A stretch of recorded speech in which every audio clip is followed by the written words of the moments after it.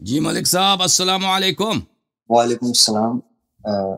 حسن بھائی، کیا حال چال ہے؟ میرا آپ خیریت سے ہیں؟ جی اللہ کا شکر. اچھا، میرا کوشچن یہ ہے کہ میں سنی ہوں. میں ابھی ریسرچ کر رہا ہوں اسلام پہ کہ مطلب کس سائڈ پہ جاؤں. تو دو راستے بندے کو دیکھتے ہیں، ایک شیعہ والا اور ایک یہ والا سنیوں والا، وہ صحیح بخاری مسلم والا. تو اس پر تو چلیں، میرا آپ کی ویڈیوز دیکھ دیکھ کر تھوڑا ہے کہ وہ کتابیں نہیں. تو میرا امامت کے ریلیٹڈ ہے کہ امامت مطلب قرآن میں آئی ہے کیا، اتھینٹک ہے کہ مطلب کیونکہ ایسا لگتا ہے کہ اگر ختم نبوت ہے تو پھر یہ امامت کا کنسیپٹ کیوں؟ تو کس نے بولا ہے تو نہیں یہ ہے؟ میرا کوشچن ہے. اگر نہیں ہے، دیکھیں رسول صلی اللہ علیہ وسلم کے بعد کسی نے مسلمانوں کو لیڈ تو کرنا ہے نا، کسی نے کرنا ہے نہیں کرنا.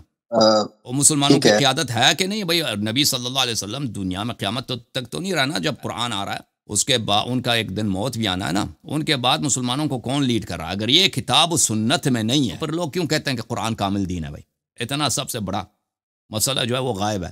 لوگوں کو اپنے آپ سے امام بنانا پڑ رہا ہے. ٹھیک ہے، اللہ بھول گئے، رسول صلی اللہ علیہ وسلم بھول گئے.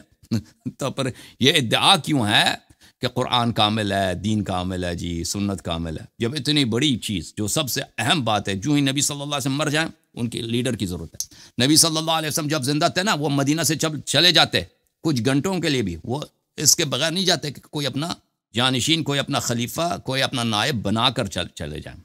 انہوں نے بہت سارے افواج بھیجیں، بہت سارے لشکریں بھیجیں جنگوں کے لیے. کبھی اس طرح نہیں کیا کہ بھائی کسی لشکر کو بھیج دے ایسی کوئی اس کا امیر تعین ہی نہ کرے. امیر تعین کرتے تھے اور کہتے تھے اگر یہ شخص شہید ہو جائے تو اس کے بعد امیر کون ہوگا. ٹھیک ہے نا، اور وہ شہید ہو جائے تو پھر امیر کون ہوگا یہ بھی تعین فرماتے تھے. ٹھیک ہے نا، حالانکہ وہ لشکر جاتے تھے مثلا ایک دن کے لیے، آدھا دن کے لیے، 2 دن کے لیے، بہت دفعہ جاتے تھے جنگ بھی نہیں ہوتا تھا، واپس آتے. تو یہ تعین فرماتے تھے. اور مختلف ان جو شہر ہوتے تھے ان کے لیے وہ زکوٰۃ وہاں سے کس نے جمع کرنا ہے اس کے لیے وہ نائب معین کرتے تھے.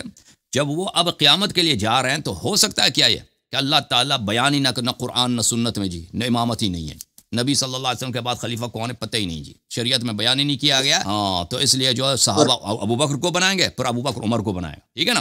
تو یہ جو قرآن میں آپ کو میں بھائی صاحب آپ کو جو یہ سمجھایا جا رہا ہے کہ قرآن میں سنت میں یہ شیعوں نے بنایا ہے بھائی، یہ کانسیپٹ شیعوں نے بنایا، اللہ اور رسول نے نہیں بولا. تو پر اللہ اور رسول صلی اللہ علیہ وسلم نے اگر اتنی اہم بات نہیں کی ہے تو پھر اس دین کا فاتحہ پڑھو، اس دین کا فاتحہ پڑھو. کیونکہ اس طرح خیانت، اب غداری اپنے ہی امت سے جب اللہ کر رہا ہے، نبی صلی اللہ علیہ وسلم کر رہے ہیں، تو اللہ ہی نہیں ہے، وہ نبی بھی نبی ہی نہیں ہے. ٹھیک ہے نا. لیکن جب ہم آتے ہیں قرآن مجید کی طرف، قرآن مجید اللہ اور رسول کے علاوہ ایک دوسرے طائفے کی طاعت کا حکم دے رہا ہے. ٹھیک ہے نا. اس طرح نہیں. قرآن امامت کس کو کہتے ہیں؟ وہ جس کی طاعت آپ پر واجب ہے، جس کی طاعت آپ پر واجب ہے. ٹھیک ہے نا بھائی. تو صرف اللہ اور رسول کی طاعت واجب ہے نہیں، اللہ اور رسول کے بعد ایک ایسا طائفہ ہے اس امت میں جس کی طاعت واجب ہے بنص قرآن. وَأَطِيعُوا اللَّهَ وَأَطِيعُوا الرَّسُولَ وَأُولِي الْأَمْرِ مِنكُمْ. وہی طاعت جو اللہ کے لیے، وہی طاعت جو رسول صلی اللہ علیہ وسلم کے لیے، وہی طاعت اولی الامر کے. اب سوال یہ پیدا ہوتا ہے اولی الامر کون ہے؟ آپ کے علماء سے پوچھیں تو کہتے ہیں یہ یزید ہے. جی وہ یزید جس نے کعبہ جلایا. اور بھائی وہی طاعت جو اللہ اور رسول کے لیے ہے ایک ایسے فاسق شخص کے لیے کہ وہ ہمیں حکم دے رہا ہے کہ جاؤ کعبہ جلا دو. جی میرے فوج میں آ جاؤ، ہم کعبہ جلانے جا رہے ہیں. جس نے مدینے میں آ کر، مدینے میں اس کے فوج واقع حرم ہے اس کی فوج، مسلم ابن عقبہ ایک صحابی تھا، اس کو بہت سارے علماء مصرف ابن عقبہ کہتے ہیں. اس کے کمانڈ میں 3 دن تک وہ مدینہ منورہ میں مہاجرین انصار کے بیٹیوں اور بہوؤں کے ساتھ ریپ کرتے رہے وہ. ٹھیک ہے نا. اب مجھے بتاؤ بھائی، ہاں مجھے بتاؤ وہ ہے یا یہ اولی الامر جس کی طاعت اللہ اور رسول کی طرح واجب ہے، یہ ان کی صفات بھی اللہ اور رسول کی طرح ہونی چاہیے، کہ ان کا علم بھی رسول اللہ صلی اللہ علیہ وسلم، ان کی عصمت بھی رسول اللہ صلی اللہ علیہ وسلم کی طرح ہونی چاہیے. تو یہ اولی الامر کون ہے؟ ٹھیک ہے نا. اس کو پہچاننے کی ضرورت ہے. کیا ہو سکتا ہے یہ اولی الامر جو بھی حکم دے دیں مان لیں؟ ہم خلفاء کے بعد جاتے ہیں، وہ بہت حرام حکم دیتے ہیں، کہتے ہیں آؤ کعبہ جلاتے ہیں. تو یہ اولی الامر جس کی طاعت رسول صلی اللہ علیہ وسلم کی طرف واجب ہے، رسول جو بھی حکم دے دیں ان کی طاعت واجب ہے. تو پتہ چلتا ہے کہ ان کو رسول صلی اللہ علیہ وسلم کی طرح ہی معصوم ہونی چاہیے، پاک ہونی چاہیے ہر خطا اور ہر غلطی سے. وہ کون ہے؟ قرآن خود بتاتا ہے، آپ کو بتا دیتا ہے کہ وہ کون ہے جو ہر خطا سے، ہر غلطی سے، ہر قسم کی پلیدی سے پاک ہے. قرآن نے فرمایا انما یرید اللہ لیذھب عنکم الرجس اہل البیت ویطہرکم تطہیرا. اللہ کا اپنا ارادہ ہے کہ اللہ خود، نہ کہ لوگوں کے محنت سے نہیں یا آپ کی اپنی محنت، اللہ نے خود آپ کو ہر قسم کی رجس، ناپاکی سے پاک کیا ہے اور آپ کو نہایت ہی پاک، جتنا آپ تصور کر سکتے ہیں ان سے بھی زیادہ پاک و پاکیزہ بنایا۔ یہ کون ہے؟ اہل بیت طاہرین علیہم السلام، ٹھیک ہے نا بھائی؟ یہ مختصر۔ اچھا لیکن مطلب جس طرح آپ نے کہا وہ یہ والی آیت پیش کی ہے وہ اولی الامر، تو مطلب یہ اولی الامر کون ہے؟ یہ ہم کہاں سے ڈھونڈیں گے؟ یا میں نے بھی امامت کے بتا دیا نا، میں فارسی میں نے بات کی، اردو میں بات کی ہے نا۔ جس کی طاعت رسول صلی اللہ علیہ وسلم، اب سن لیں دوبارہ، جس کی طاعت رسول اللہ صلی اللہ علیہ وسلم کی طرف واجب ہے، ان کو رسول کا ہر حکم واجب ہے۔ اس طرح نہیں ہے کہ رسول اللہ صلی اللہ علیہ وسلم کہہ دیں کہ بھائی تم یہ کام کرو، تم آگے سے کہہ دیں پیغمبر غلطی کر رہے ہیں، کہہ سکتے ہو بھائی؟ او بھائی کوئی کہہ سکتا ہے؟ نہیں، نبی صلی اللہ علیہ وسلم کے ایسا ساتھ آپ سن لینا بھائی، نہیں میں آپ کو میں ایڈریس بتا رہا ہوں نا آپ کو کہ یہ ولی الامر کون ہے، میں دوبارہ بتا دیتا ہوں۔ وہی طاعت جو رسول صلی اللہ علیہ وسلم کے لیے، وہی طاعت ولی الامر کے لیے۔ اچھا، رسول صلی اللہ علیہ وسلم اگر کوئی چیز کسی چیز کوئی بھی حکم دے دیں، ان کا ہر حکم صحیح ہوتا ہے۔ ہم غلط ہو سکتے ہیں، ہمارے سب عقول غلط ہو سکتا ہے، ان کا حکم غلط نہیں ہو سکتا، کیونکہ ان کو کا حکم وہ اپنے سے بولتے ہی نہیں ہے، اللہ سے بولتے ہیں نا۔ اللہ غلطی کر سکتا ہے؟ اللہ غلطی نہیں کر سکتا، ہو ہی نہیں سکتا، ٹھیک ہے نا؟ تو رسول صلی اللہ علیہ وسلم کا ہر فرمان واجب ہے۔ تو یہ اولی الامر کون ہے؟ یہ اولی الامر امت کے علماء نہیں ہو سکتے۔ امت کے علماء غلط فتوے دیتے ہیں، آپ کو برباد کر دیتے ہیں، ٹھیک ہے نا؟ علماء کے بہت سارے ماشاء اللہ غلط فتوے دنیا میں ہیں۔ یہ اولی الامر آپ کے حکام خلفاء نہیں ہو سکتے۔ ابھی بتا دیا نا کہ خلفاء تھے جو اپنے بھائیوں کو انہوں نے ریپ کیا، اپنے ماؤں کے ساتھ ریپ زنا کرتے تھے۔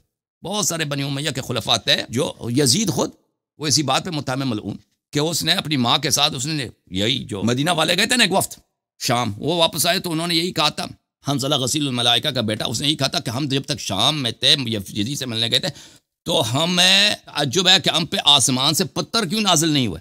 ہم نے جو اپنی آنکھوں سے دیکھا کہ یزید اپنی ماں کے ساتھ ملعون زنا کرتا ہے، ٹھیک ہے نا؟ تو ایسے خلفاء جو کعبہ جلاتے ہیں، جو نبی صلی اللہ علیہ وسلم کے اہل بیت کو ذبح کرتے ہیں، جو صحابہ کی بیٹیوں کے ساتھ ریپ پورے ہزاروں کی تعداد میں ریپ کیے تھے مدینہ منورہ میں، نبی صلی اللہ علیہ وسلم کے روضہ مبارکہ میں انہوں نے گھوڑے دوڑائے، وہاں پہ گھوڑوں نے وہاں پہ پیشاب کیے، نستجیر باللہ، وہاں پہ انہوں نے ہر طرح کی بہرحال واقع حرہ بڑا معروف ہے، اور واقع حرہ کی طرح بہت سارے واقع ہو چکے ہیں جو مسلمان بادشاہوں نے مسلمانوں ہی کے ساتھ کیا۔ تو یہ عمراء نہیں ہو سکتے، آپ کے بادشاہ حضرات نہیں ہو سکتے۔ تو یہ ان کی جس طرح نبی وہی طاعت جو نبی کے لیے، اسی طرح کی طاعت صرف اس شخص کے لیے ہو سکتا ہے جو معصوم ہو نبی صلی اللہ علیہ وسلم کی طرح۔ تو معصوم کون ہے میرے محترم بھائی؟ معصوم نبی صلی اللہ علیہ وسلم کے بعد کسی نے عصمت کا ادعا نہیں کیا ہے سوائے ہمارے 12 امام اور حضرت زہرا سلام اللہ علیہ۔ ان 13 حضرات کے علاوہ کوئی مدعی ہی نہیں ہے عصمت کا۔ کبھی معاویہ نے، کبھی عمر نے، ابو بکر نے، عثمان نے، کسی صحابی نے ادعا نہیں کیا کہ میں معصوم ہوں۔ یہ اس کا کنٹینڈر ہی کوئی نہیں ہے، یہ اس کا امیدوار، اس پوزیشن کے لیے امیدوار ہی کوئی نہیں ہے، کوئی کینڈیڈیٹ ہی، صرف ایک ہی کینڈیڈیٹ ہے، شیعوں کے امام ہمارے ائمہ طاہرین علیہم السلام، بے علاوہ حضرت زہرا سلام اللہ علیہ۔ رسول صلی اللہ علیہ وسلم کے بعد صرف یہی، اور قرآن بھی گواہی دے رہا کہ یہ معصوم ہے۔ آیت تطہیر میں نے آپ کو پڑھ کے سنایا نا، اب بولے مزید کیا پوچھنا ہے آپ؟ تو پھر کوشچن یہ ہوتا ہے کہ فار ایگزامپل قرآن میں ہے کہ محمد نام آیا ہے، نبی یہ، تو وہ 12 ہم نے ڈھونڈنے ہیں، تو وہ 12 کون سے ہوں گے؟ مطلب امام کی کیا ذمہ داری ہوتی ہے؟ دیکھیں، پہلی بات یہ ہے کہ قرآن کو، اصل بات یہ ہے کہ قرآن جو ہے خود صحابہ کے بہت سارے کلام ہے، قرآن ناقص ہے، ٹھیک ہے نا؟ آپ کے مولوی آپ کو نہیں بتاتے یہ باتیں، آپ جا کے بخاری پڑھیں، مسلم پڑھیں، حروف 7 پڑھیں کہ اس قرآن کے 7 مختلف ورژنز تھے، وہ اس بقیہ ورژن سب جو ہے قرآن کے ضائع ہو گئے، ایک ورژن بچ گیا، وہ ایک ورژن بھی جو ہے کامل نہیں ہے، ناقص ہے، اس میں سے بہت سارے آیات حذف کیے گئے، ٹھیک ہے نا؟ اور یہ ترتیب بھی اللہ کی ترتیب نہیں ہے۔ تو یہ جو عقیدہ میں بتا رہا ہوں، یہ میں حروف 7 پہ اعتقاد نہیں رکھتا، لیکن یہ آپ کی کتابوں میں ہے۔ اب عمر صاحب کا خطبہ ہے بھائی، آپ عبداللہ ابن عباس کی حدیث ہے، ابی بن کعب کی حدیث ہے، بہت سارے صحابہ کی حدیث ہے، اور کسی صحابہ نے کبھی ادعا نہیں کیا کہ پورا قرآن ہم نے جمع کیا۔ سن رہے نا بھائی؟ کسی صحابی نے ادعا نہیں کیا پورا، بلکہ صحابہ نے ہمیشہ شہادت دی کہ قرآن کے بہت سارے آیات ہم سے رہ گئے بھائی۔ اور قرآن جمع بھی کس نے کیا؟ اہل بیت علیہ السلام کے دشمنوں نے، انہی لوگوں نے جنہوں نے حضرت زہرا سلام اللہ کے گھر پہ حملہ کیا تھا خلافت کے لیے، بیعت کے لیے، انہی نے قرآن جمع کیا۔ اہل بیت علیہ السلام نے جو قرآن جمع کیا تھا تو صحابہ نے کہا کہ نہیں چاہیے، لے کے جاؤ، ٹھیک ہے نا؟ تو عرض یہ ہے، پہلی بات یہ ہے کہ اگر آپ کے پاس کوئی دلیل ہوتی جماعت عمریہ کے علماء کے پاس کہ قرآن کامل ہے، تو پھر مطالبہ کر سکتے تھے نا کہ دکھاؤ نام کہاں ہے، نام کہا، ٹھیک ہے نا؟ جب عائشہ خود کہہ رہی کہ قرآن میرے بستر کے نیچے رکھا تھا، میں اس پہ سوتی تھی، میں چلی گئی تو وہ بکری آ کے کھا گئی اس کو وہ آیات بہت سارے ضائع ہو گئے۔ جب بکری قرآن کو کھا گئی آیات، تو اس میں سے تو پھر قرآن پہ تو کہ اگر کوئی چیز قرآن میں نہیں ہے تو نہیں کہہ سکتے کہ اللہ نے نازل نہیں کیا، ٹھیک ہے نا؟ اللہ نے نازل کی ہوگی، بکری نے کھا لیا بھائی، یا کسی صحابی نے کھا لیا، سیاست نے اس کو کھا لیا، ٹھیک ہے نا؟ پہلی بات یہ ہے۔ دوسری بات یہ ہے کم اس ادعا کو چھوڑتے ہیں، سائڈ پہ چھوڑتے ہیں. دیکھیں میرے بھائی، اگر نام ہوتا قرآن مجید میں تو نام سے مشکل نہ حل نہ ہوتا. اللہ جانتا ہے مشکل حل نہ ہوتا. کیوں حل نہ ہوتا؟ کیونکہ نام کا ادعا کرنا بہت آسان ہے. ابھی اگر قرآن میں کوئی آیت ہوتی نا کہ جعفر نام کوئی آپ کا امام ہے تو آپ سمجھتے ہیں پاکستان میں ہر گھرانے میں کتنے جعفر ہوتے ہیں؟ ہر گھرانے میں جتنے بیٹے ان سب کا کوئی نام جعفر علی ہے، کوئی نام جعفر محمد ہے، کوئی نام جعفر حسین ہے. ہر ایک اپنے بیٹے کا نام جعفر رکھ لیتا بھائی، ہے کہ نہیں بھائی؟ او بھائی، اگر قرآن میں کوئی آیت ہوتی ہے کہ فلان شاہ زید نامی آپ کا امام ہے، زید نہ، اللہ جانتا ہے کہ ہر ایک شخص اپنے نام چینج کر لیتا ہے. میرا نام زید ہے، میں آپ کا امام ہوں. وہی ابھی دیکھو رسول اللہ صلی اللہ علیہ وسلم نے کہا کہ میرے بعد مہدی آئے گا، ٹھیک ہے نا. اب آپ تاریخ اسلام میں دیکھو کتنے لوگ آئے، بڑے بڑے لوگ آئے، بڑے بڑے خاندانوں ادعا کہ میں مہدی ہوں، میری اطاعت کرو، میری بیعت کرو، میں مہدی ہوں. ہمیشہ ہر عصر اسی ہمارے زمانے میں بھی کتنے مہدیاں بھی گلی کوچوں میں، فیس بک میں کتنے مہدی ہیں. صرف فیس بک میں کوئی 10-15 مہدی ہیں. ہر ملک میں 1-2-3 مہدی ملیں گے. کوئی سودان میں مہدی ہے، کوئی مصر میں مہدی ہے، کوئی یمن میں 3-4 مہدی ہیں، پاکستان میں مہدی، امریکہ میں مہدی، یورپ میں مہدی. کیونکہ رسول اللہ صلی اللہ علیہ وسلم نے کہا میرے بعد مہدی آئے گا، اور مہدی سے تم بیعت کرو اس کی. تو لوگوں کو پسند نہیں ہے بھائی کہ لوگ اس کی اطاعت کریں، اس کو پیسے دے دیں، اس کو اپنا حاکم بنائیں، ٹھیک ہے نا. یہ تو بہت آسان سی چیز ہے. اور تاریخ اسلام میں دیکھیں نبی کریم صلی اللہ علیہ وسلم کے بعد کتنے لوگوں نے، یعنی دوسری صدی ہجری میں منصور دیوانقی نے ادعا کیا کہ اس کا بیٹا محمد ابن عبداللہ اس کا نام تھا، اس کا لقب اس کا بھی مہدی رکھا تھا، مہدی عباسی. اس نے 10-15 سال حکومت بھی کی. وہ منصور نے مشہور کرایا کہ یہ مہدی یہی ہے. عبداللہ ابن الحسن المثنی، اس کا بیٹے کا نام محمد تھا، اس نے معروف کرا دیا کہ بھئی میرا بیٹا جو ہے یہی مہدی یہی ہے. خوبصورت بھی تھا، فصیح بلیغ بھی تھا، فراڈی بھی تھا. تو اس زمانے سے لے کر آج تک کتنے مہدی آئے ہیں بھائی. اور پھر ہمارے شیعوں کے درمیان بھائی، کیونکہ کوئی فراڈی مہدی بن نہیں سکتا، کیونکہ مہدی کو اور زبان آنا چاہیے. مہدی جو ہے اس کو کسی سوال کا جواب اس طرح نہیں آپ اسے سوال کریں وہ کہہ دے مجھے نہیں آتا، ٹھیک ہے نا. اس کو پنجابی آنی چاہیے، پشتو آنی چاہیے، انگلش آنی چاہیے، فرینچ آنی چاہیے. یہ تو ایسا نسخہ ہے کہ اس کا نقلی بن ہی نہیں سکتا. تو شیعہ علماء نے کیا فراڈ شروع کیا کہ بھئی میں اس کا نائب ہوں. ابھی کتنے نائب ہیں مہدی کے؟ ہزاروں کی تعداد میں نائب ہے. خامنئی نائب ہے، سیستانی نائب ہے، بلوچستانی نائب ہے، بھائی شیرازی نائب ہے، شیرازی اتنے نائب ہیں کہ ماشاء اللہ نائب نائب نائب نائب. تو نام رکھنے سے میرے بھائی یہ کوئی مشکل نہ ہو. اگر آپ سمجھتے ہیں نا کہ نام ہوتا قرآن مجید میں تو اللہ کی قسم اس سے نزاع زیادہ بڑھ جاتا، کیونکہ بہت سارے لوگ آتے ہیں نام رکھ لیتے، اپنے نام اپنا چینج کر لیتے. قرآن نے آپ کو اوصاف بتا دیے نا، صفات بتا دیے. وہ جس کی طاعت آپ نے کرنی ہے وہ رسول صلی اللہ علیہ وسلم کی طرح ہوگا. وہ کبھی جھوٹ نہیں بولا گیا، کبھی خطا نہیں بولے گا. اور یہ دیکھو میرے بھائی، یہ کوئی عصمت کا کوئی مدعی نہیں ہے امت میں. کوئی شخص صحابہ سے لے کر آج تک علماء گزرے ہیں، صوفیاء گزرے ہیں، بہت سارے کرامات وغیرہ کا ادعا کرتے ہیں، لیکن عصمت کا ادعا کوئی نہیں کرتا سوائے کون کے؟ 12 امام کے اور حضرت زہرا. 12 امام پلس حضرت زہرا پلس رسول اللہ صلی اللہ علیہ وسلم. عصمت کے مدعی صرف یہ ہیں، اور قرآن بھی شہادت دی کہ معصوم ہے. جی میرے بھائی بول. پھر میں مطلب آپ صلی اللہ علیہ وسلم آئے، نہ ان کی ہمارے پاس سنت محفوظ رہی، نہ قرآن محفوظ رہا. انہوں نے جسٹ آ کے ہمیں 12 اماموں کے نام بتا دیے اور ہم انہی کی کتابوں پر عمل کر رہے ہیں. تو یہ کانسیپٹ کچھ سمجھ نہیں آ رہا. پھر مطلب اس کے علاوہ کوئی چارہ ہی نہیں ہے. دیکھیں رسول صلی اللہ علیہ وسلم جب دنیا سے جا رہے تھے، ان کا پورا معاشرہ کیا ہے؟ پورا معاشرہ ان پڑھ ہے، پڑھنا لکھنا کسی کو نہیں آتا تھا. یعنی بہت کم لوگوں کو، بہت ہی قلیل لوگوں کو پڑھنا لکھنا آتا تھا. عربوں میں کوئی لائبریری نہیں تھا، عربوں میں کوئی اسکول نہیں تھا، کوئی مدرسہ نہیں تھا.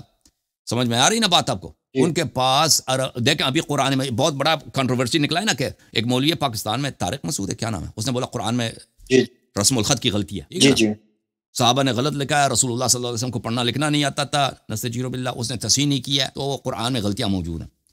تو عرض یہ ہے، ابھی میں اس کے بعد پہ کامنٹ نہیں کرنا چاہتا کہ اس کی حقیقت کیا ہے. میں اتنا کہنا چاہتا ہوں کہ رسول صلی اللہ علیہ وسلم جس معاشرے میں رہتے تھے وہ سب لوگ ان پڑھ تھے، پڑھنے لکھنے والے لوگ بہت ہی قلیل تھے. ٹھیک ہے، پہلی بات یہ. اور رسول صلی اللہ علیہ وسلم کے زمانے میں دیکھیں کسی نے ان کی سنت نے ریکارڈ نہیں کیا ہے. ریکارڈ کیا بھائی کسی نے؟ کوئی کتاب ہے سنت جو پیغمبر کے زمانے میں لکھی گئی ہو؟ کوئی تو نہیں ہے نا. کوئی کتاب ہے جو صحابہ نے ان کے بعد لکھی ہو، ان کے وفات کے بعد 10 سال بھی؟ کوئی نہیں ہے. تابعین نے لکھی ہو بھائی، چلو صحابہ نے لکھا، تابعین صحابہ کے کوئی نہیں لکھی. اور نبی صلی اللہ علیہ وسلم بیوقوف نہیں تھے، نستجیر باللہ، بڑے حکیم تھے. اللہ ان سے زیادہ حکمت رکھتے تھے. اللہ کو پتہ کہ میرے نبی دنیا سے جائیں گے اور یہ آخری نبی ہیں. نبی صلی اللہ علیہ وسلم سے پہلے 1,24,000 انبیاء آئے تھے. ان کے وفات کے بعد ہمیشہ ان کے کتابوں کو چینج کیا گیا ہے کہ نہیں بھائی؟ پرانے انبیاء جو ہیں نا، ان کے جانے کے بعد ان کی شریعت کو چینج کیا گیا، ان کے احادیث کو چینج کیا گیا، ان کی کتابوں کو چینج کیا گیا. تو یہ ہمارے نبی صلی اللہ علیہ وسلم کے ساتھ یہ بات ہو، یہ تو کوئی نئی بات نہیں ہے. یہ تو اللہ کو پتہ تھا، نبی صلی اللہ علیہ وسلم کو بھی پتہ تھا کہ بھائی میری قوم ان پڑھ ہے، میری قوم سب ان پڑھ نہ بھی ہو نا، نہ بھی ہوں، یہ سب کے سب میری سنت کو تو انہوں نے حفظ بھی نہیں کیا ہے سب. یہ تو بھائی کچھ کوئی 1 سال سے مسلمان ہے، کئی 6 مہینے، کئی 2 سال 3 سال، یہ جن کو سب مسائل بھی تو نہیں آتے ہیں نا. جن کو مسائل تھوڑے بہت آتے ہیں ان پہ بھی کوئی بھروسہ نہیں ہے کہ وہ مثلا وہ بھول نہ جائیں. انسان کو بھول تو بھی ہوتا ہے نا، صحابی بھول سکتا ہے کسی بات کو، بھائی اس کے بعد والے نسل کیا کریں گے؟ یا کوئی صحابی لالچ میں آ جاتا ہے کسی غلط بات کو منسوب کر دیتا ہے، یا غلطی سے اس نے کوئی چیز غلط سنی ہے پیغمبر صلی اللہ علیہ وسلم سے، پیغمبر نے کچھ اور بولا ہے، اس کو کچھ اور سمجھ آئی ہے، وہ اسی کو نقل کر رہا ہے، لوگوں کو کیا کرے گا؟ گمراہ کر دے گا. یا کوئی حکم ہے جو منسوخ ہوا، ٹھیک ہے نا، رسول صلی اللہ علیہ وسلم نے ایک حکم دیا، اس کے بعد اس کو نسخ کر دیا، صحابی نے ناسخ کو سنا یا منسوخ کو نہیں سنا، منسوخ کو سنا ناسخ کو نہیں سنا. تو اس طرح اگلے والے نسلوں تک اسلام کے احکام، اسلام کے معارف کیسے پہنچے؟ اس کے سوا کوئی طریقہ کار ہی نہیں ہے میرے بھائی. آپ امیجن کریں، آپ سوچیں، تخیل کریں، خیال کریں، اس کا کچھ بھی سوائے اس کے کہ نبی صلی اللہ علیہ وسلم کے بعد ان جیسا کوئی شخص موجود ہو کہ ان کے تمام علوم ان کے سینے میں ہوں، قرآن کے تمام احکام، تمام آیات ان کے، وہ قرآن ناطق ہوں، ان کے پاس ہوں، جتنا علم نبی صلی اللہ علیہ وسلم کے پاس ہے، نبی صلی اللہ علیہ وسلم اس کو اب جب موت آ جاتے ہیں نا انسان، یہ تو سب انسان کا علم آخرت کو چلا جاتا ہے نا. ابھی آپ کے سینے میں جو راز ہیں، آپ نے جو کام کیے ہیں، خدا نہ خواستہ آپ کی وفات ہو جائے، وہ تو آپ کے ساتھ قبر میں جائے گا نا بھائی، ہے کہ نہیں؟ ہے کہ نہیں؟ جو باتیں آپ کو پتہ کسی کو نہیں معلوم بھائی، آپ دنیا سے اگر گئے تو آپ کے جانے کے بعد وہ کیا ہو جائے گا؟ وہ سب چلا جائے گا.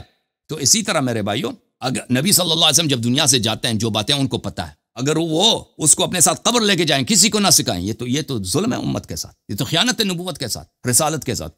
تو اس کے سوا کوئی طریقہ کار ہی نہیں ہے کہ یہ اپنے بعد اپنا ایک وارث بنا دیں جو ان کے سب علوم کا حامل ہو. اور ایسا وارث ہر دور میں ہونا چاہیے، کیونکہ کتابیں جعلی بن سکتے ہیں، کتابوں میں ہیرا پھیری ہو سکتا ہے، کتابوں کو آگے پیچھے کیا جا سکتا ہے، غلط احادیث بنایا جا سکتا ہے، لیکن ایک ایسا شخص ہو، ایسا فرد ہو جو ہو بہو رسول صلی اللہ علیہ وسلم ہے، اس کے پاس رسول صلی اللہ علیہ وسلم کے سارے نبی نہیں ہے لیکن رسول صلی اللہ علیہ وسلم کا ایسا وارث ہے جو نبی صلی اللہ علیہ وسلم کے سارے علوم اس کے پاس ہیں، تو پھر سب کچھ گارنٹیڈ ہے. قرآن بھی گارنٹی ہے، سنت بھی گارنٹی ہے، شریعت بھی گارنٹی ہے، کوئی چیز ضائع ہی نہیں ہوا، کبھی ضائع ہی نہیں ہوا. اوپر قیامت تک ختم نبوت اللہ نبی صلی اللہ علیہ وسلم کے بعد نئے نبی کی ضرورت ہے، کیونکہ ان کی شریعت اتنا چینج، اتنا لاس اس میں آ چکا ہے کہ سب مسلمان اس کے معترف ہیں کہ نبی صلی اللہ علیہ وسلم کی احکام ہمارے پاس نہیں ہے. تو پھر کیا چارہ کار کیا؟ تو ایسا ایک ناقص دین آپ قیامت تک چلتے رہیں، وہ تو ہو نہیں سکتا. جی سر بولیں. مطلب آپ نے آیت پڑھی، آپ ایک مطلب جو ہمارے پاس ابھی کرنٹلی قرآن اویلیبل ہے، ہم نے اس پر عمل کرنا ہے. آپ نے آیت پڑھی وہ اولی الامر والی، آپ کو کیسے پتا کہ وہ 12 آپ نے وہ کیسے فائنڈ کیے؟ میں بھی سمجھ لیں اسی سٹیج پہ ہوں کہ میں نے ابھی قرآن پڑھا ہے، اب مجھے احادیث پہ یا جو بھی ہے آگے فردر ریسرچ کرنی ہے، تو اب وہ کہاں سے آپ فائنڈ کریں گے؟ یہ کیا پروسیجر ہوگا؟ اور ایک اور چیز کہ فار ایگزامپل نبی ہیں، یہ نبی ہیں، ابھی کرنٹلی فلسطین پر ہو رہا ہے ظلم، تو کرنٹلی امام، کیونکہ آپ کی کافی ساری ویڈیوز میں نے دیکھی ہیں، تو امام اگر مطلب زندہ ہیں ابھی، تو یہ جو ہو رہا ہے تو کیا وہ رکوا نہیں سکتے؟ کیونکہ سارے معجزات ہوں گے ان کے پاس، یہ آپ نے ایک دفعہ کہا تھا، تو یہ ابھی وہ غیب میں ہے. سوال ہے، میں آتا ہوں، ایک منٹ میں آپ کو جواب دیتا ہوں. اچھا پہلے وہ والا کلیئر کر دیں. دیکھو میرے محترم ناظرین، یہ کتاب ہے الاصول من الکافی، ایک جلد نمبر 1 ہے. جب میں غلط تھی کہ میں جلد نمبر 2 لکھا ہوں، ایک منٹ میں جلد نمبر 1 لکھا ہوں. دیکھیں یہ اصول کافی جلد نمبر 1 ہے بھائی، جلد نمبر 1 الاصول من الکافی للکلینی رحمۃ اللہ علیہ، چھاپ المکتبہ الاسلامیہ. اس میں صفحہ نمبر 187 کو چلے جاتے ہیں. 187 کتاب الحجہ ہے، اور یہ باب ہے، باب فرض طاعت الائمہ، ائمہ علیہ السلام کی طاعت واجب ہے. یہاں پر میں آپ کو لے کے چلتا ہوں حدیث نمبر 7 میں. یہ حدیث نمبر ذکرت لأبی عبداللہ علیہ السلام قولنا فی الاوصیاء ان طاعتهم مفترضہ. میں نے حضرت امام جعفر صادق علیہ السلام کی خدمت میں اپنا عقیدہ ظاہر کیا. میں نے عرض کیا کہ اوصیاء طاہرین علیہ السلام کی طاعت واجب ہے. فقال نعم هم الذین قال اللہ تعالی، فرمایا کہ جی ہاں، اوصیاء ائمہ علیہ السلام جو اوصیاء ہیں وہی وہ لوگ ہیں جن کے متعلق اللہ نے فرمایا اطیعوا اللہ واطیعوا الرسول واولی الامر منکم.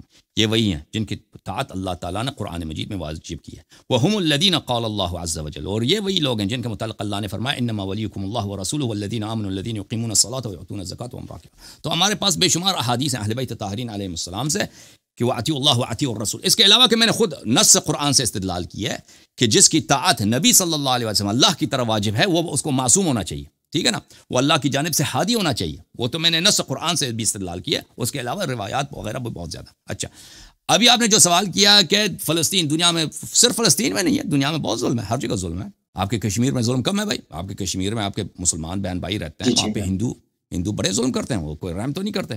تو ہندوؤں کی ایک بہت جو ہے بنیاد پرست تنظیم، جس کو کیا کہتے ہیں، جو بھی مودی صاحب اس کے سربراہ ہیں، بی جے پی، وہاں پہ ہندوستان میں اس کو حکومت ہے کئی سالوں سے. اسی طرح چائنا میں آپ کے جو ترک شیعہ تو نہیں ہو، اہل سنت سے تعلق رکھتے ہیں، ترک مسلمان ہیں، ارومچی میں، کاشغر میں، سنکیانگ پروونس میں، وہاں پہ ان پہ بڑا ظلم ہے.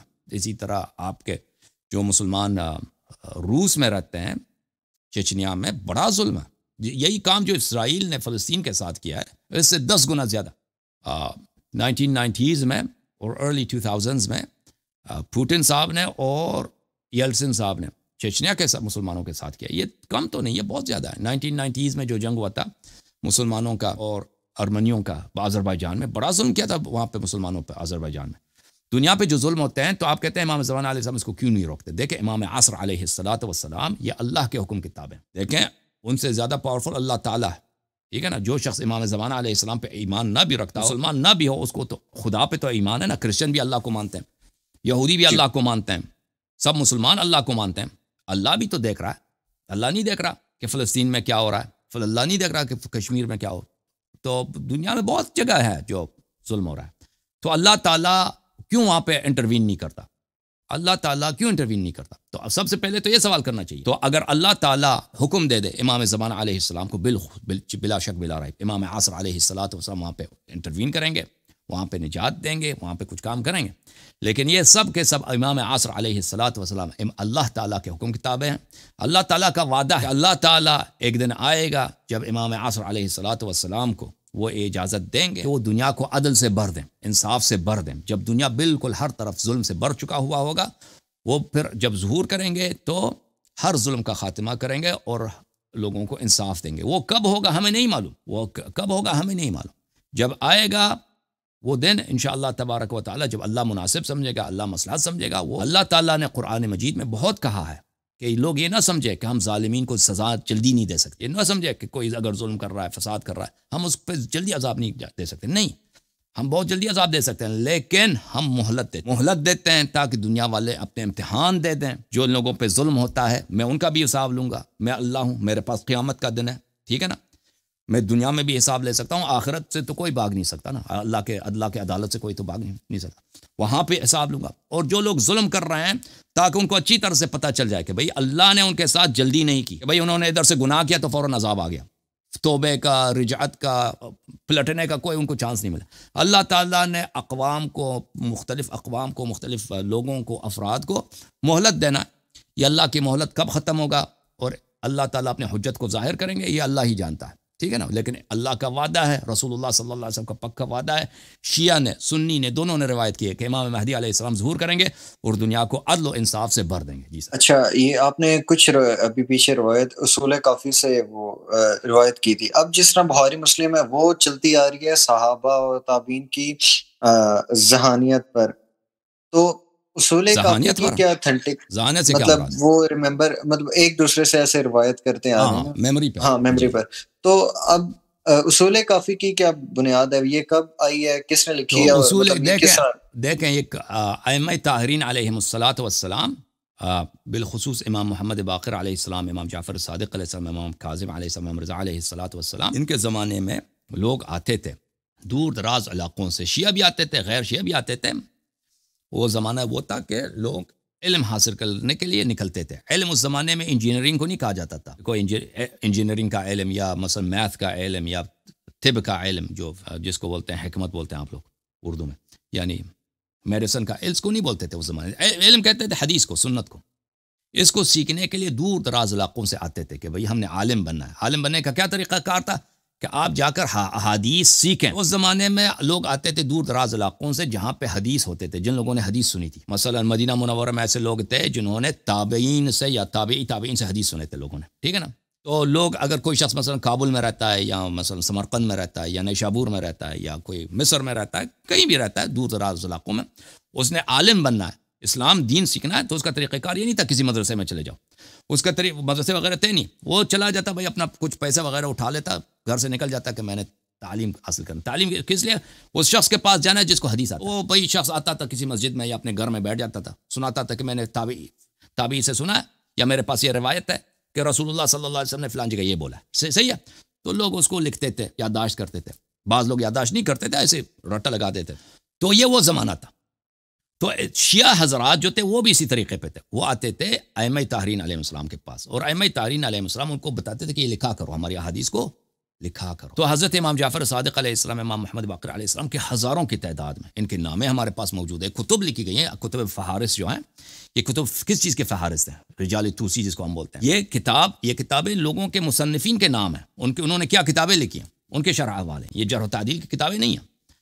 تو وہاں پہ ائمہ طاہرین علیہ السلام کو بولتے تھے کہ لکھا کرو، اور یہ لوگ کتابیں لکھتے۔ تو اس زمانے میں امام جعفر صادق، امام محمد باقر، امام کاظم علیہ السلام کے صدقے شیعوں کے شیعہ کیسے قوم بن گئی، ان کے پاس کتابوں کی بڑی کثرت بن گئی، وہ سب کے سب کیا تھے؟ احادیث کی کتابیں تھیں، فرامین تھے اہل بیت علیہ السلام کے، مختلف موضوعات پر، توحید پر، سیرہ پر، مغازی پر، خلقت کے آثار پر، اخلاق پر، دعاؤں پر، ٹھیک ہے نا، نماز، روزہ، طہارت کے مسائل، مختلف موضوعات پر بہت ساری ہزاروں ہزار کی تعداد، اور یہ کتابیں شیعوں کے پاس موجود تھیں۔ بعض کتابیں معتبر تھیں، بعض کتابیں اتنی مرغوب نہیں تھیں، اور جو کتابیں شیعوں کے ہاں معتبر تھیں سب جانتے تھے کہ فلان فلان کتاب بہت ہی پکا کتاب ہے، امام علیہ السلام نے اس کی تصدیق۔ تو مرحوم کلینی رحمۃ اللہ علیہ، محمد بن یعقوب الکلینی نے انہی کتابوں کے ان کے پاس ذخائر موجود تھے، انہی میں سے، یعنی سنی باتیں نہیں کہ فلانے سے سنی، انہی کتابوں کو اس میں سے استخراج کیا، احادیث، فروع کافی، اصول کافی، روضہ کافی انہوں نے لکھی ہے۔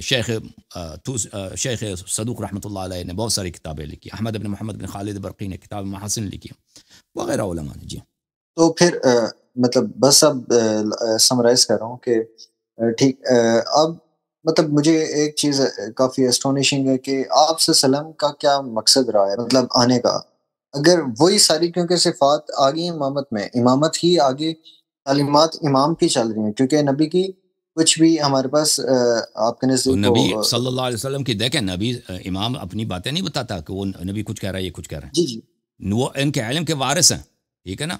تو وہ آئے، نبی صلی اللہ علیہ وسلم آئے ہیں لوگوں کی ہدایت کے لیے، دیکھیں کہ لوگوں کو جہالت سے، گمراہی سے نکالیں، نور کی طرف داخل کریں، لیکن ان کو موت بھی تو آنی ہے نا۔ اگر نبی صلی اللہ علیہ وسلم 1500 سال، 2000 سال زندہ رہتا ہے تو ٹھیک ہے بھائی، کوئی کسی وارث کی ضرورت نہیں ہے، ٹھیک ہے نا، وہ خود ہی سارا کام کرتے ہیں آخر تک، جب تک پوری دنیا مسلمان نہ ہو جائے، اللہ ان کو موت نہ دیتا۔ یہ ہو سکتا تھا یہ، لیکن اللہ کا یہ ارادہ نہیں تھا، ٹھیک ہے نا۔ نبی اللہ کی جانب سے بہت بڑا انفارمیشن لے کے آئے، علم لے کے آئے، ہدایت لے کے آئے، ٹھیک ہے نا۔ اگر وہ مر جائے، نبی مر جائے اور یہ علم کسی کو ٹرانسفر نہ کرے، وہ علم چلا گیا بھائی، ختم ہو گیا۔ نبی کے مرنے کے بعد وہ، جیسے آپ لوگوں کا عقیدہ، جماعت عمر کا عقیدہ، نبی مر گئے تو سارا سب چلا گیا بھائی، ختم ہے۔ اب ہم ہیں جو بخاری مسلم میں وہی ہے بھائی، اس سے زیادہ ہمارے پاس دین ہی نہیں ہے۔ امام علیہ الصلوۃ والسلام نبی صلی اللہ علیہ وسلم کے امتی ہیں، ان کے وارث ہیں، معصوم ہیں، وہ نبی نہیں ہے۔ نبی صلی اللہ علیہ وسلم نے امت کی ہدایت کے لیے وہ باتیں جو دوسرے سیکھنا نہیں چاہتے تھے، دوسروں کے سیکھنے کا ان کے پاس تحمل ہی نہیں تھا، وہ لائق ہی نہیں تھے، ٹھیک ہے نا، ممکن ہی نہیں تھا، وہ کن کو منتقل کر دیا؟ اپنے بھائی، شاہ مردان، شیر یزداں، قوت پروردگار، لا فتح الا علی، لا سیف الا ذو الفقار، انت منی بمنزلت ہارون من موسیٰ، آپ کو مجھ سے وہی منزلت ہے جو ہارون کو موسیٰ سے ہے۔ ہارون کو وہ ہر علم جو موسیٰ کو حاصل تھا، ہارون کے پاس تھا وہ۔ اب کوئی کہہ دے کہ بھائی موسیٰ جب ہارون ہے تو موسیٰ کی کیا ضرورت ہے، یہ بات درست نہیں ہے، ہر ایک کا اپنا رول ہے۔ سمجھ میں آئی نا بات آپ کو؟ جی ہاں، اللہ آپ کو سلامتی، تھینک یو سر، اللہ آپ کو عزت، بہت مہربانی۔